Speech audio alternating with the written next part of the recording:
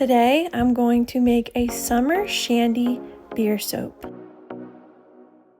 The first thing you gotta do is boil all of the alcohol out of the beer. Then pour the beer in an ice cube tray and leave it in the freezer overnight.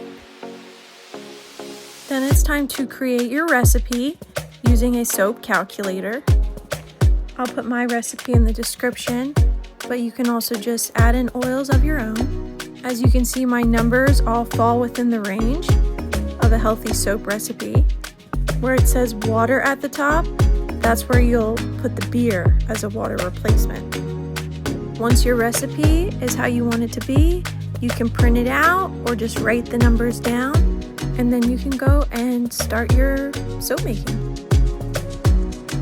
I weigh out all my oils and put them in a pot and let them slowly melt on the stovetop. Anytime you're working with lye, you need to make sure you're wearing gloves, long sleeves, and some sort of eye protection. While your oils continue to melt, you can add your beer ice cubes into one container and your lye sodium hydroxide into another.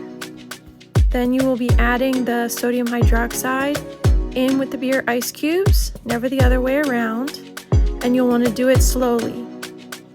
You don't want to burn yourself and you don't want to scorch the beer ice cubes, so you just want to move nice and slow and keep stirring and stir slowly so none splashes up at you. Whenever you're using beer or certain milks like goat's milk, the sugars in it are what make it such a nice bar, nice and bubbly, but at the same time that's what makes it easy to scorch. So that's why you always want to try to keep the temperature low and move very slowly and gradually and take your time. Taking your time is one of the most important parts of soap making. You don't want to rush things, it'll come back to bite you.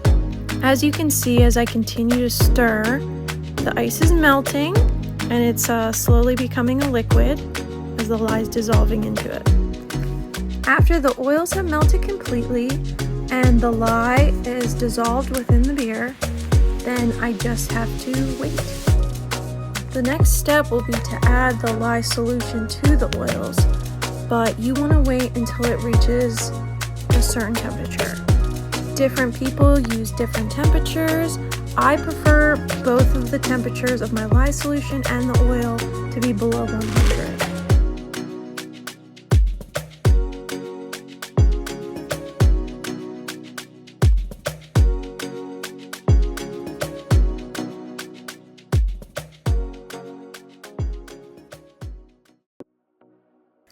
I made little lemon soaps ahead of time. I'm going to cut them out and use them as a little garnish on top of my soaps.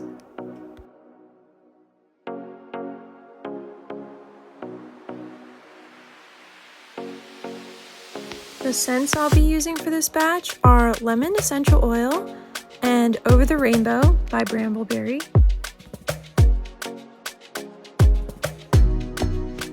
After adding the lye solution slowly into the oils and adding my colorant, then I'm going to stick blend until I reach about a medium trace.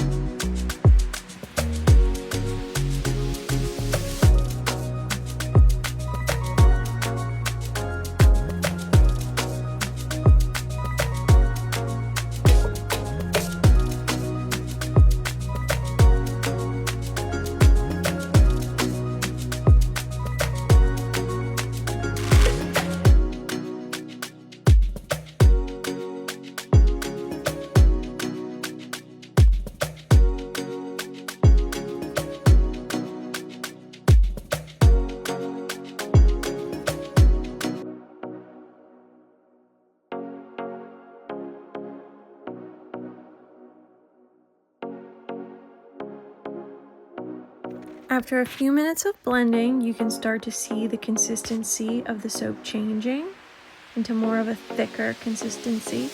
Once my soap reaches trace, that's when I finally add the fragrance oil blend. Fragrances can be tricky in soap.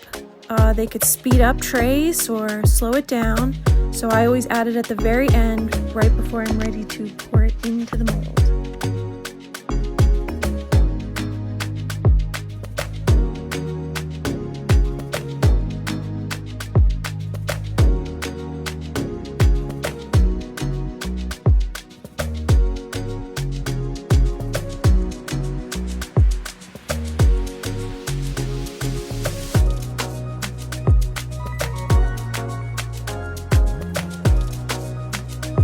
After I poured into the mold, I let it sit for a little while to get a little more firm. Then I add on my little lemons. After letting it sit for 20 to 24 hours, it should be ready to cut. The best way to check is when you're pulling it on the sides. If it comes off, then it's ready to come out and it's ready to cut.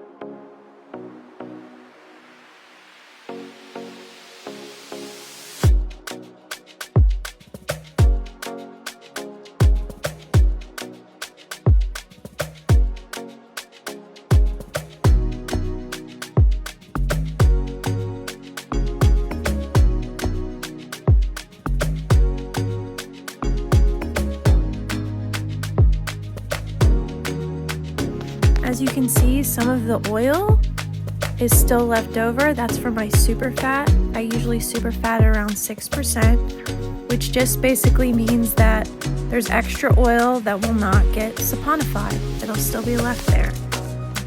You always want to leave at least some super fat as a buffer because you don't want your soap to be lye heavy. If it's lye heavy, it's going to break apart like drywall. The only way to get good at making soap is practice. I've made pounds of soap and I still don't always get it right. There's a lot of beginner series on YouTube. I know a lot of people used Royalty Soaps. She's got a lot of great videos. She's very talented. The one that I used when I was first learning though was from the Sussex Handmade Soap Company. They had a 6-episode series on how to make soap for a complete beginner that never did it before, and that worked really well for me. Brambleberry also has a lot of great videos, and Ellen Ruth Soap has a lot of great videos. And if you prefer more natural soaps or hot process soaps, which I kind of made once, then Ellie Everyday, she has some really great videos. My only word of caution is that it's a very addictive and expensive hobby.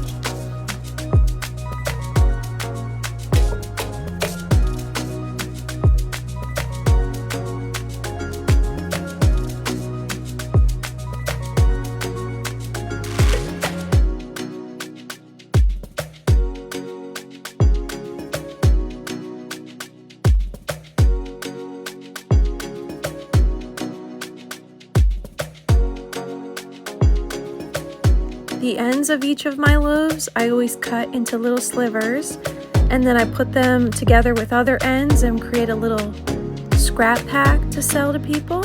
It gives them a chance to kind of sample different soaps of mine. So here's my summer shandy beer soap.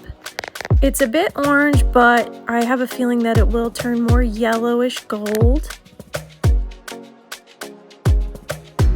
Thanks for watching. Happy soaping.